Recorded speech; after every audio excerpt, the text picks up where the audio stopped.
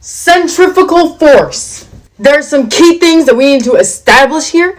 It's fake. Okay, well, it's not entirely fake, but it's not a force. So basically what centrifugal force is like, you know that feeling when you're going around a turn in a car and you start turning this way, right? And then if you're going really fast, you're gonna start feeling yourself like going this way. Like, oh, why is your body moving this way? Like, ah! Like if you're going around a turn, you know what I'm saying? Now that feeling is what we call centrifugal force, but it's not actually a force, and that's the common misconception here. People think that there's a force that's pushing them that way as they go around that turn. But in reality, there's no force that's actually pushing anyone this way. And that feeling is just what we call centrifugal force. It's completely fantastical. This is often confused for centripetal force, which is the force that pulls us around that left curve. And in this case, it's going to be friction, the friction between the tires and the pavement as they swerve around that left curve. Now, here's the thing. This is why centrifugal or centrifugal, which I like to call it because pronouncing it wrong actually helps me a lot in differentiating centrifugal from centripetal.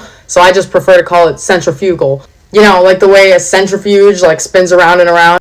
Basically, the reason why we feel this centrifugal or centrifugal force whenever we're being pushed this way is because of Newton's first law. It's due to inertia.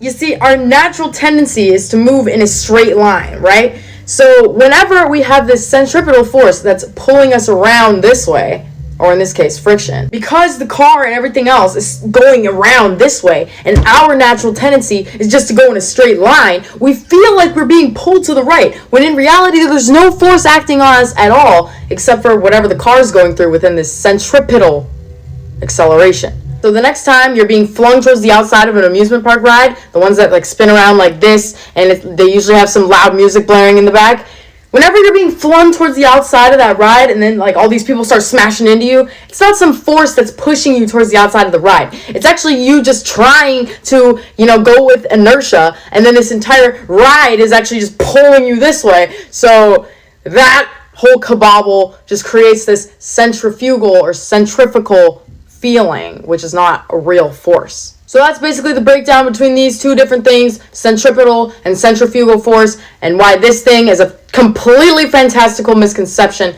and it is not actually a force. Thank you.